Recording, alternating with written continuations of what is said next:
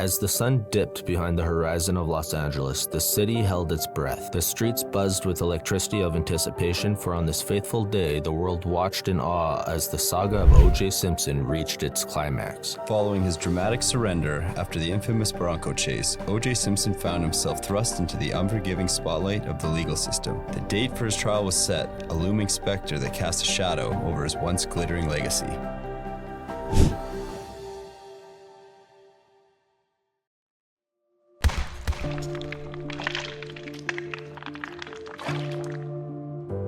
The former football superstar had held his pursuers at bay throughout the 50-mile chase by reportedly holding a gun to his head and then remained in the car while negotiating with police. Simpson, clasping a family photograph, was coaxed out of the car by police negotiators who then persuaded him to enter the house, where he was taken into custody, according to police officials. Simpson was held without bail and placed under a 24-hour suicide watch. His friend Al Cowlings was also arrested and charged with aiding and abetting a fugitive and held on a $250,000 bail. After being booked, both men were taken to the Los Angeles County Jail.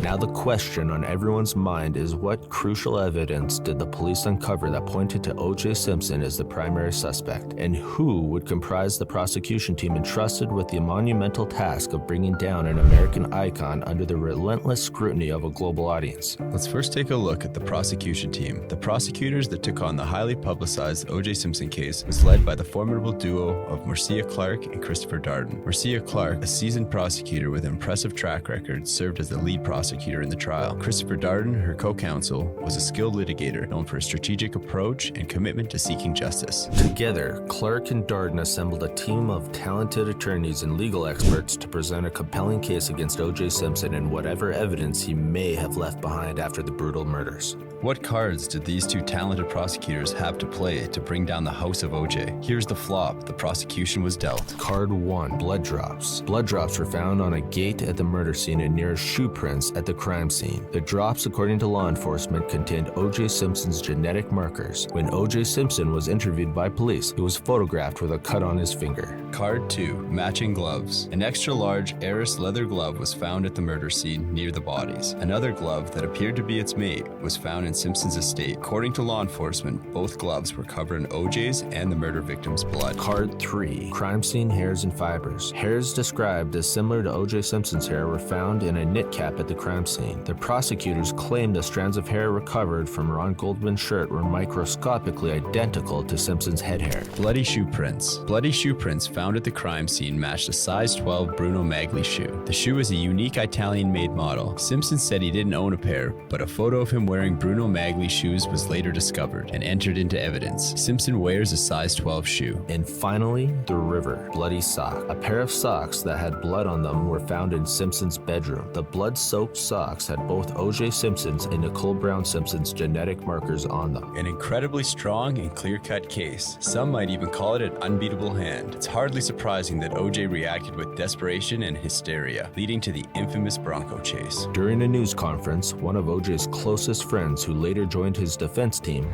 Robert Kardashian, yes, Kim's father, read a letter penned by O.J. before his fateful flight. A note that had a grim tone that was part of self-justification and part regret. In it, Simpson said, "I can't go on. No matter the outcome, people will look and point." He began the letter by saying, "I had nothing to do with Nicole's murder and denied ever physically abusing his ex-wife, but did offer apologies to the Goldman family." Unlike what was written in the press, Nicole and I had a great relationship for most of our time together, Simpson wrote. He said he had agreed to plead no contest to battery charges in 1989 only to put an end to the press hype over their marriage, which ended in 1992. As a last wish, the letter pleaded with reporters, "Please, please, please leave my children in peace. Their lives will be tough enough." He added, "I think of my life and I feel that I've done most of the right things, so why did it end like this? I've had a good life. I'm proud of how I lived. Nicole and I had a good life. All this press talk about a rocky relationship was no more than what every long-term relationship experiences." He called himself totally loving and understanding of all she has been going through. He signed the letter, "Peace and Love, OJ." Psychologists the police had consulted viewed it as a suicide letter, further painting the perception of incurable guilt. With the mounting evidence and OJ's perplexing and remorseful behavior post-murder, it became increasingly apparent that OJ was indeed the perpetrator of these heinous acts. How might the Juice maneuver around the defensive tackles of the American justice system? With the assistance of top-notch blockers clearing the lane, could he embark on yet another explosive OJ run? It seems unlikely that fame,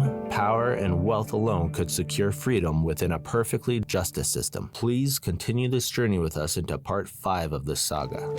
That's all the slime for today. Please like, share, and subscribe. Thanks for listening.